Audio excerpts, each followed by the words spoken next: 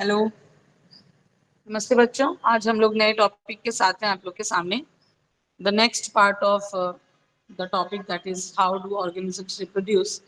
पिछले क्लास में, पिछले जो टॉपिक में हम लोग ने, पिछले लेक्चर में हम लोग ने फीमेल रिप्रोडक्टिव सिस्टम के बारे में बात की थी, है ना।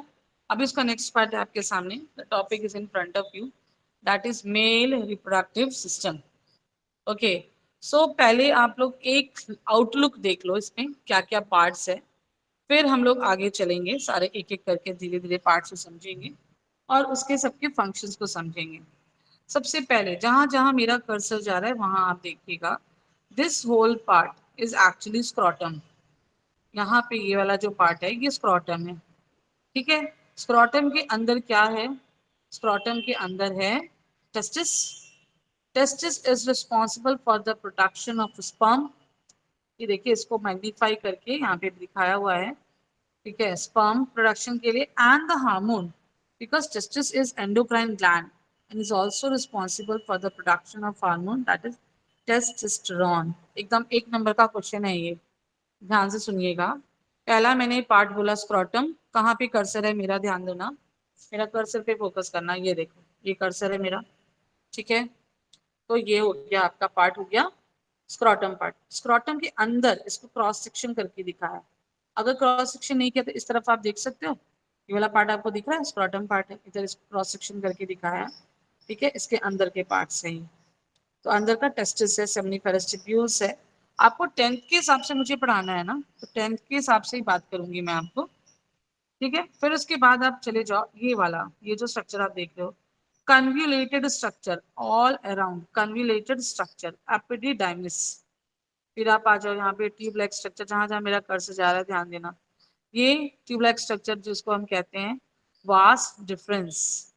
मे बी इस डायग्राम में जो लेबलिंग मैं बोल रही हूँ अगर आपको नहीं मिल रही है तो घबराने की बात है। देखो, टेस्टिस यहाँ दिख रहा है, एपिडिडाइमिस दिख रहा है, यूरिथ्रा पार्ट पे भी आऊंगी मैं, अभी आ जाओ पहले वास डिफरेंस पे। यहाँ पे इसका नाम है डक्टस डिफरेंस, ठीक है, एक ही बात है। फिर यहाँ पर आने के बाद ये यहाँ पर देखो, सेमिनल वेसिकल, ग्लैंड है, टोटल 3 ग्लैंड है, ठीक है। वास डिफरेंस से आने के बाद मैम कहाँ चलेगी, ग्लैंड। तो ग्लैंड तो बाद में बात करते हैं। वास डिफरेंस देखो कहाँ इन कर रहा है, यूरिथ्रा में, जहां जहां मेरा कर्सर जा रहा है। मैं बार बार कह रही हूँ, इसको रुको, मुझे और थोड़ा सा मैग्नीफाई करने दो। आप देखो, आप लोग जहां जहां मेरा कर्सर जा रहा है, vas deferens carrying the sperm, then it coming to the urethra, then this is the urethra portion. Actually, urethra is responsible in case of male for the ejaculation of a sperm, that is semen in the form of semen, and also excretion of urine. दोनों चीजें होती हैं, the same urethra is responsible for that. At the time of semen ejaculation they ejaculate semen, at the time of what, at the time of urine excretion they used to excrete urine. हो गया, चलो कोई बात नहीं, धीरे धीरे समझ में आएगा। अभी पार्ट्स पर आ जाते हैं। It mainly comprises of the following number organs जो हैं, पहले सारे ऑर्गन्स याद करो। Number 1 scrotum, number 2 testis, number 3 vas deferens, number 4 urethra, number 5 penis part and number 6 that is mail accessory glands. कौन कौन से ग्लैंड्स हैं इस पे बात करेंगे हम लोग आगे। मेल एसेसरी ग्लैंड्स में अभी एक बार तीनों का नाम ले लेती हूँ उस डायग्राम पर आकर के, ठीक है। अब देखो, जहां ये पर्पल कलर का दो बनाया, पेयर्ड सेमिनल वेसिकल, ये 2 ग्लैंड्स हैं। पहला एसेसरी ग्लैंड है, पेयर्ड सेमिनल वेसिकल। उसके बाद आप नीचे आ जाओ, दूसरा एसेसरी ग्लैंड नाम प्रोस्टेट ग्लैंड। ये फ्रंटल व्यू है बेटा, आप लोग की जो एनसीईआरटी में दी है, 10th के एनसीईआरटी में, वो साइड व्यू दिया है। जो मैंने यहाँ डायग्राम दिया है ये फ्रंट व्यू है। तो ये प्रोस्टेट ग्लैंड, ये देखो यहाँ जहाँ कर्सर है मेरा, प्रोस्टेट ग्लैंड। उसके बाद नीचे छोटा सा आपको दो दिखाई देगा, जिसको कि हम कहते हैं, यहाँ पे नाम एक्चुअली कट रहा है, आगे नाम मिल जाएगा आपको, बल्बो यूरिथ्रल ग्लैंड। और इसका दूसरा नाम है जो आपकी बुक में मिलेगा, कॉपर्स ग्लैंड, ठीक है। 3 ग्लैंड मैंने बताया आपको, मैंने आपको बताया seminal vesicle, prostate gland and bulbo urethral या फिर कॉपर्स ग्लैंड। तीनों का क्या रोल है हम बात करेंगे, इस पे टेंशन नहीं, ठीक है। अच्छा, एक चीज और इस डायग्राम में नोटिस करो, ये यूरिनरी ब्लैडर है, this is particular bladder. Bladder से जो डक्ट आ रही है, देखो ये कॉमन डक्ट है, यही डक्ट आ रही है, यहाँ पर आ रही है आपकी, और इसी डक्ट में आपका ये वास डिफरेंस भी मिल जा रहा है। कॉमन डक्ट है, ये कॉमन डक्ट है, the duct which is coming from the urinary bladder, to that only the vas deferens get enter inside, उसी में मिल जाता है। ठीक है, अब चलो आ जाते हैं हम लोग स्क्रॉटम पार्ट पे आते हैं। हमेशा जो भी आप पढ़ते हो उससे रिलेटेड क्वेश्चंस हैं, जो कि पहले 2 मार्क्स के लिखने के लिए आते थे क्वेश्चन, तो फॉर्मेट थोड़ा हमारा अलग था, उससे कोई फर्क नहीं पड़ता, अभी थोड़ा फॉर्मेट हमारा अलग है। देखो क्वेश्चन देखो, why the testes are situated outside the abdominal cavity with the pouch called scrotum, है ना, सामने क्वेश्चन है आपके। तो टेस्टिस ऐसा क्यों है, ऐसा क्यों है कि टेस्टिस जो है बॉडी के बाहर क्यों है, बॉडी के अंदर क्यों नहीं है। बच्चे यहाँ पे कहाँ गलती करते हैं, 1 मार्क्स का क्वेश्चन है बच्चों, आंसर तो आपके सामने अभी आने जा रहा है, ध्यान से सुनो मेरी बात को। 2 से लेकर 2.5 डिग्री सेल्सियस तक लोअर, लोअर मैंने वर्ड यूज किया। बच्चे टेम्परेचर बता देते हैं कि मैडम 2 to 2.5 डिग्री, बट क्या लोअर या higher, lower than the body actually required for the testis. ये देखो अब आंसर देख लो, because the scrotum helps to maintain the low temperature. Scrotum क्या करता है, हमारे बॉडी का जो टेम्परेचर है, मेल की केस में बात हो रही है ऑब्वियसली, तो 37 डिग्री सेल्सियस है। तो यहाँ पे स्क्रॉटम क्या करेगा, लो बॉडी टेम्परेचर मेंटेन करेगा बॉडी के बाहर रहने के कारण। कितना कम, कितना कम, तो कम होता है 2 to 2.5 डिग्री। अब आपको ये एकदम याद रहेगा, 2 से 2.5 डिग्री सेल्सियस कम, लोअर, यहाँ देखो लोअर लिखा है, then the normal internal body temperature. क्यों जरूरी है, वापस आ जाओ, बैक आ जाओ, देखो नेसेसरी फॉर स्पर्मेटोजेनेसिस, मैंने यहाँ ब्रैकेट में दे दिया, स्पर्मेटोजेनेसिस का मतलब क्या है, formation of sperm. Clear, so this is the answer. पहले लिखना होता था ना बच्चों को, अब तो ये चैप्टर पता नहीं शायद आएगा आप लोग को जब नेक्स्ट टर्म में, तो लिखने वाला भी आंसर आएगा इस वाले पोर्शन से, क्योंकि ये आपके सेकंड टर्म का पोर्शन है।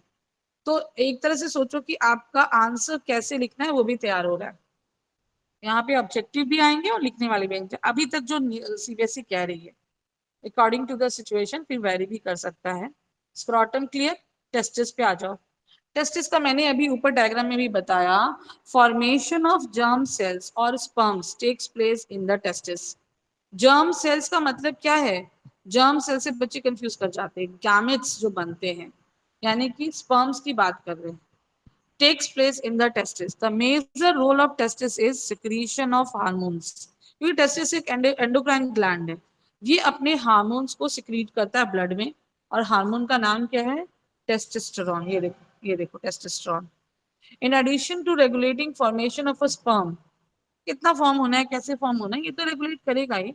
Testosterone brings about changes in the appearance. क्या करता है टेस्टोस्टेरोन, आप लोगों को पता है क्या करता है, बॉयज के केस में when puberty begins na appearance seen in the body at the time of puberty, that is secondary sexual characteristics like enlargement of larynx, जो थ्रोट होता है ना, आवाज, आवाज आप आइडेंटिफाई कर पाते हो कि हाँ ये एक गर्ल की आवाज है, हाँ ये एक बॉय की आवाज है, भारी हो जाती है उनकी आवाज। बिकॉज क्यों होता है, लैरिंग्स जो होता है वो प्रोट्यूड होता है, बाहर की तरफ निकला होता है, उसको हम एडम्स एप्पल बोलते हैं। आप 10th में हो, आपने 8th में ये पढ़ लिया। एक्चुअली कार्टिलेज जो जिससे बना होता है लैरिंग्स, उनमें ब्रेक ऑफ होता है, वो हल्का सा ब्रेक होता है, बहुत हल्का सा, जिसके कारण एनलार्जमेंट अक्सर में लैरिंग्स की हो रही होती है ना, बॉडी ग्रोथ हो रहा है बॉयज के केस में, तो उसमें ब्रेक होने के कारण आवाज जो है वो चेंज हो जाती है। श्रिलनेस जो फीमेल की वॉइस में होती है वो मेल की वॉइस में नहीं रह जाती है। ठीक है, extra hair appearance on the face, जिसको हम कहते हैं बियर्ड के रूप में आ गया, आर्म पिट, चेस्ट शोल्डर, चेस्ट पर भी बाल आ जाना, फिर चेस्ट और शोल्डर थोड़ा ब्रॉड एंड हो जाता है, मसल्स डेवलपमेंट होते हैं। बेटा ये सारे टेस्टोस्टेरोन के फंक्शन है, other than the formation of sperm. I hope ये क्लियर होगा, आगे बढ़ते हैं हम लोग। देखो ये मैंने एक डायग्राम दिया आप लोग के सामने, ठीक है, इस डायग्राम को समझने की कोशिश करोगे आप लोग। यहाँ पे जहां जहां मेरा कर्सर जाएगा वहां पे ध्यान दोगे। ये टेस्टिस का क्रॉस सेक्शन है बच्चों, ये अभी आपको नहीं पढ़ना, 12th में पढ़ना है, बट एक छोटा सा मैंने यहाँ पे दे दिया है डायग्राम, आपको जानना चाहिए। ये बाहर की जो लेयर है we call it as tunica albuginea, and इसके अंदर जो प्लेस है जहाँ पे actually formation of sperm and testosterone होती है, उस जगह को हम कहते हैं सेमिनीफेरस ट्यूब्यूल्स। ठीक है, ये स्क्रोटम पार्ट है, स्क्रोटम के अंदर का टेस्टिस पार्ट है, ये देखो जहां जहां मेरा कर्सर जा रहा है। फिर उससे आप देख लो ये सारे सेमिनिफेरस ट्यूब्यूल्स यहाँ पर जाके अटैच हो रहे हैं, कन्व्यूलेटेड स्ट्रक्चर जो मैंने कहा, that is what head of epididymis. ये आगे इसका टेल है, ये देखो नीचे जा रहा है टेल, टेल ऑफ एपिडिडाइमिस, और टेल से निकल रहा है ये जो कि है वास डिफरेंस। देखो ये कितना कितना मतलब क्लियर डायग्राम है, ध्यान से देखो, एकदम क्लियर डायग्राम है। वास डिफरेंस कहाँ गया, सेमिनिफेरस ट्यूब्यूल्स जाके एपिडिडाइमिस में मिला, एपिडिडाइमिस पूरा एकदम कन्वोल्यूटेड स्ट्रक्चर है, फिर ये जा रहा है लंबा सा नीचे एक्सटेंशन हो रही है, यहाँ पे टेल है, टेल ऑफ एपिडिडाइमिस से निकल रहा है वास डिफरेंस। ये देखो वास डिफरेंस, बहुत बहुत खूबसूरत डायग्राम है ये समझाने के लिए पर्टिकुलर पोर्शन ऑफ टेस्टिस। ठीक है, इमेज ऑफ टेस्टिस ये हो गया। अब वास डिफरेंस का रोल क्या है, अभी हमने डायग्राम में ऊपर समझा भी। They carries sperm to the seminal vesicles where sperm stored temporarily. पहले सबसे पहले वास डिफरेंस कहाँ लेके जाएगा, सेमिनल वेसिकल में। सेमिनल वेसिकल में स्पर्म जाके स्टोर होगा टेम्पररली, थोड़ी देर के लिए। क्यों होगा, क्योंकि sperm and fructose produced by the seminal vesicle becomes more mucus. ये फ्रक्टोज यहाँ पे प्रोडक्शन स्टार्ट हो जाती है। सेमिनल वेसिकल क्या ऐड करता है, एक्चुअली सीमेन फॉर्मेशन अब स्टार्ट हो गया है, सीमेन बनना स्टार्ट हुआ है, तो स्पर्म जो प्रोड्यूस हुआ वास डिफरेंस के थ्रू, वो जाके स्टोर हुआ कहाँ, सेमिनल वेसिकल में। फ्रक्टोज वहां ऐड हो गया। फ्रक्टोज जो है it makes the nutrient organic actually, ये न्यूट्रिएंट मीडियम है जो कि स्पर्म को मूव करने में हेल्प करता है। और इसके साथ एक और चीज यहाँ पर ऐड होती है, वो है म्यूकस। आप इस डायग्राम से एक बार समझ लो, देखो ये सेमिनल वेसिकल, यहाँ पे साइड व्यू लिया है हमने, साइड व्यू लिया, फ्रंटल नहीं दिया, साइड लिया है। ये यूरिटर आ रहा है, ऐसा ही कुछ डायग्राम एनसीईआरटी की किताब में बना हुआ है। तो ब्लैडर है, ब्लैडर में देखो वास डिफरेंस इस तरह से जा रहा है, ये वाला क्वेश्चन मैंने एनलार्ज नहीं किया, यहाँ से ले लिया सिर्फ वास डिफरेंस। वास डिफरेंस देखो सेमिनल वेसिकल में आके मिला, एक तरफ का दिखाया है बेटा ये सेमिनल वेसिकल, और फिर प्रोस्टेट ग्लैंड, फिर नीचे आओगे तो यहाँ पर आएगा कॉपर्स ग्लैंड, यहीं पे कहीं पे लोकेशन होगी। सिर्फ अभी मुझे वास डिफरेंस और सेमिनल वेसिकल को दिखाना था आपको। तो आई होप आपको ये पॉइंट क्लियर हुआ होगा। सेमिनल वेसिकल का काम क्या है, carry sperm to the seminal vesicles, vas deferens ले जाते हैं। सेमिनल वेसिकल में क्या होता है, स्पर्म स्टोर होता है टेम्परली। स्पर्म और फ्रक्टोज वहां पे क्या होते हैं, सेमिनल वेसिकल्स में मोर म्यूकस बन जाते हैं। फ्रक्टोज कहाँ से ऐड होता है, फ्रक्टोज सेमिनल वेसिकल से ऐड होता है। आगे बढ़ रहे हैं, अब सारे ग्लैंड्स पर आ रहे हैं। पहला gland, it includes paired seminal vesicle. दूसरा ग्लैंड प्रोस्टेट ग्लैंड। तीसरा ग्लैंड पेयर्ड कॉपर्स ग्लैंड। इसका भी एक बहुत अच्छा डायग्राम मैंने यहाँ पे दिया है, फिर से देखो। Includes paired seminal vesicle, prostate gland and paired Cowper's gland. ठीक है, ये डायग्राम देखो कितना खूबसूरत डायग्राम है, आपके समझने के लिए बहुत ही अच्छा डायग्राम है। आप आराम से इसको ऑब्जर्व करो, कहाँ कहाँ पे क्या चीजें बनी हुई हैं। प्रोस्टेट ग्लैंड जहां पे आप देख पा रहे होंगे, वहां पर ठीक उसके नीचे बल्बो यूरिथ्रल ग्लैंड है। दूसरा नाम मैंने इसका बोला था Cowper's, COWPER apostrophe S, Cowper's gland. और ठीक उसके ऊपर आप देख सकते हो लोकेशन है सेमिनल वेसिकल की। दो तरफ है, एक तरफ का क्रॉस सेक्शन करके दिखाया, एक बार मैं कर्सर ले जाके आपको दिखा देती हूँ। एनोटेशंस तो इस पे नहीं मैं ले पा रही हूँ, कर्सर से देखो, ये देखो एक ये सेमिनल वेसिकल है, एक ये सेमिनल वेसिकल पेयर्ड। यहाँ पर आ जाओ, ये वाला दोनों प्रोस्टेट ग्लैंड है। यहाँ पर आ जाओ, ये वाला बल्बो यूरिथ्रल ग्लैंड है। कितना सुंदर डायग्राम है, एकदम क्लियर डायग्राम है। ये इजैकुलेटरी डक्ट है, ये वाला कहाँ से आ रहा है, ये वाला जो आ रहा है ये कहाँ से आ रहा है, समझ में आ रहा है आप लोग को, ये जो पिंक कलर का, ये वास्ट डिफरेंस है बच्चों, ये आकर के यहाँ मिल जा रहा है दोनों तरफ से। तो इजैकुलेटरी डक्ट, इजैकुलेशन किसका हो रहा है, सीमेन का हो रहा है, सीमेन ऐड हो रहा है। सीमेन क्या है ना, सीमेन एक्चुअली पहले जो स्पर्म रिलीज होता है वास्ट डिफरेंस से, जो कि लेकर आता है सेमिनल वेसिकल में, जब ये seminal vesicle, prostate gland, bulbourethral gland ये अपने सिक्रीशंस को उसमें ऐड करने लगते हैं ना, तो it makes it semen actually. Semen is something that is bulk of sperm along with the mucus and the nutrient like fructose, citrate, ये सारी चीजें होती हैं। आगे मैंने दिया है इसका, ये देखो रियर व्यू ऑफ ग्लैंड्स हो गया। सेमिनल वेसिकल पे आओ, each seminal vesicle releases its content into ejaculatory duct, they produce thick secretion that forms a bulk of semen. Thick secretion में क्या होगा, म्यूकस होगा, ठीक है, और उसके अलावा क्या होगा, फ्रक्टोज होगा। आगे देखो नोट दिया सीमेन, बच्चे पूछते हैं what is the difference between semen and sperm? तो मैं कहती हूँ बच्चों को, देखो यही नोट पढ़ो। Semen also known as seminal fluid is an organic fluid. Organic क्यों हुआ? Because of the presence of fructose that may contain spermatozoa, मतलब sperm. Semen contain 10% of sperm, that is about 300 million sperms. सिर्फ 10% sperm ही उसमें रहता है सीमेन में, बाकी जो है बल्क, बल्क मतलब सेमिनल फ्लूइड रहता है एक्चुअली, और आगे ऐड होते चला जाता है फ्लूइड। क्लियर है ये? Semen, also known as seminal fluid, is an organic fluid that may contain spermatozoa. Semen contain 10% of sperm, that is about 10% ही है, जो कि 300 मिलियन स्पर्म्स हो जाता है। Isn't it amazing? Yes.